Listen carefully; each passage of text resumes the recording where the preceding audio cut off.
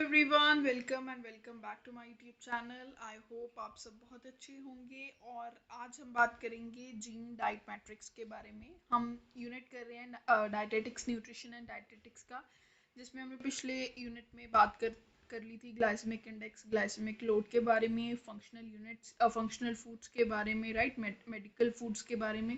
So I hope वो आपको lecture clear होगा। और आज हमारा सेक्शन थर्ड है, जिसमें हम मॉलिक्यूलर न्यूट्रिशन के बारे में बात करेंगे, जो हमारी जो है जीन डाइट मैट्रिक्स, राइट। जो हमारा जीन और डाइट का क्या रिलेशन है, बेसिक हम उसको समझेंगे, right. This is very important topic. Okay, so हमारा द कोर कॉन्सेप्ट क्या है? A bidirectional dialogue. Bidirectional मतलब टू डायरेक्शनल, राइट। मतलब इधर से भी और इधर से भी, ठीक है। सो कहते हैं nutrition does not happen in a vacuum. कहते जो न्यूट्रिशन है वो मतलब एक वैक्यूम में नहीं होता। और genetic blueprint dictates how we process food. कहते जो हमारा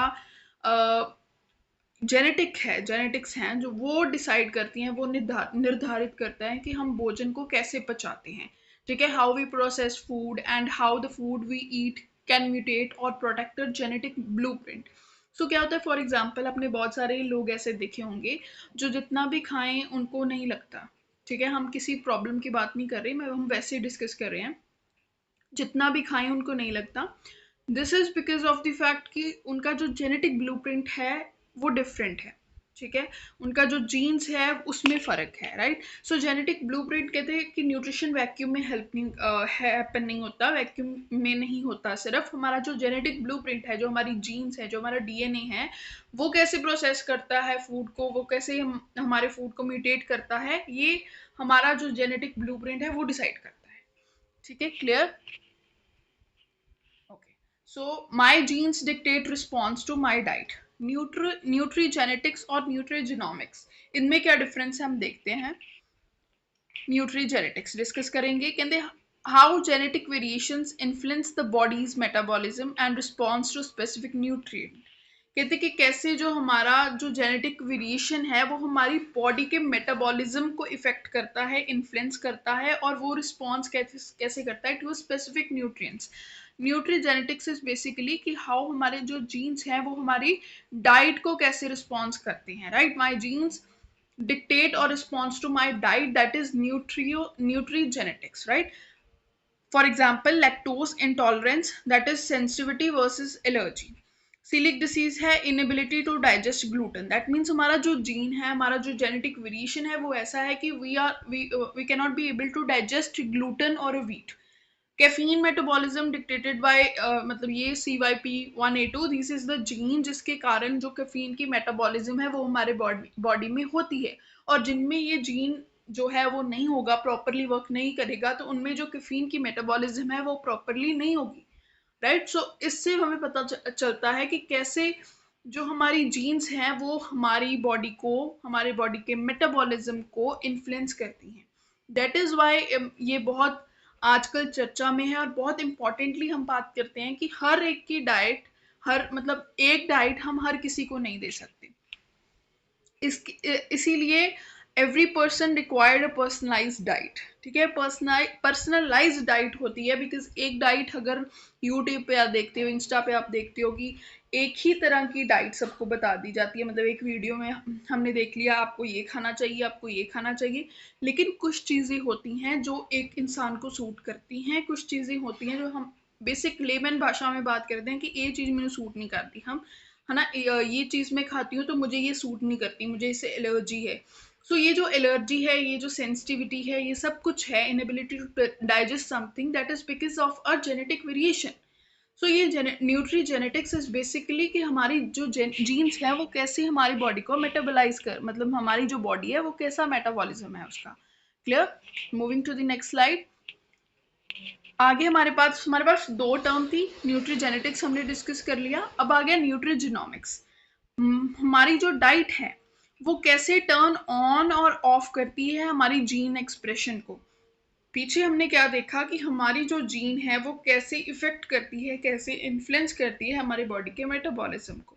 लेकिन अब हम क्या देखें कि ये हमारी जो डाइट है, जो हम खा रहे हैं, वो कैसे हमारे जीन एक्सप्रेशन को टर्न ऑन या फिर ऑफ करता है। So this is the most important part. अगर आप न्यूट्रिशन के फील्ड से हो तो ये बहुत इम्पॉर्टेंट है और बहुत मतलब अच्छा है कि आप इस पे रिसर्च करें, इसको डिस्कस करें। दिस इज कि how dietary components alter gene expression, कि जो डाइटरी कंपोनेंट है जो हम खा रहे हैं वो हमारे जीन एक्सप्रेशन को कैसे ऑल्टर करता है। हमने ये देखा है कि जो डीएनए होता है वो चेंज नहीं होता, लेकिन उसमें जीन एक्सप्रेशन और उसकी म्यूटेशन को हम चेंज कर सकते हैं without changing the underline DNA sequence. हम डीएनए सीक्वेंस को चेंज नहीं कर सकते, लेकिन हम उसकी जीन जो एक्सप्रेस करता है वो कैसे एक्सप्रेस कर रहा है एक जीन को, उसकी म्यूटेशन कैसे एक्सप्रेस हो रही है, हम उसे चेंज कर सकते हैं। ठीक है, सो डाइटरी कंपोनेंट उस जीन एक्सप्रेशन और म्यूटेशन को चेंज करेंगे, वो एक डीएनए को चेंज नहीं करता, because DNA is the proper genetic material, उसे हम चेंज नहीं कर सकते। ठीक है, वो जैसा है वो वैसा ही रहेगा, लेकिन वो कैसे जीन को एक्सप्रेस कर रहा है, एक पर्टिकुलर जीन एक्सप्रेस कैसे हो रही है, उसे हम ऑल्टर कर सकते हैं। ठीक है, ऑल्टर कर सकते हैं through a diet management. For example omega 3 fatty acids हम ले रहे हैं, that regulates and reduce gene inflammation. Polyphenols protects gene from oxidative stress. ठीक है, जो हमारी सेल्स में, हमारी जीन्स में ऑक्सीडेटिव स्ट्रेस हो जाता है फ्री रेडिकल्स के कारण, उससे जो है पॉलीफिनॉल्स जो है प्रोटेक्ट करते हैं। कर्क्यूमिन टर्मरिक में होता है, that modulates the cancer related genes. So this is how the diet works. ठीक है, हम बात कर रहे हैं कि न्यूट्रिजिनोमिक्स, न्यूट्रिजिनोमिक्स वेरी मतलब it's very firing subject of today's diet. So कैसे हमारी gene, that is why gene testing होती है पहले। आजकल आप बहुत अगर देखें तो पहले वो क्या करते हैं, डाइट देने से पहले बहुत हाई फाई पे जाओगे ना, तो वो पहले क्या करेंगे, आपकी जीन टेस्टिंग कराएंगे। जीन टेस्टिंग से ही आपको पता चलेगा कि किस चीज़ से आप एलर्जिक हो, कि कैसा हो, और उस हिसाब से आपको डाइट प्रोवाइड की जाएगी in order to alter the gene expression, और सो दैट कि आपके जो बेनिफिट्स हैं, हेल्थ बेनिफिट्स हैं, वो ज़्यादा हों। Clear? Okay, so the protein connection क्या है, कहते why is dietary protein critical for genomic health.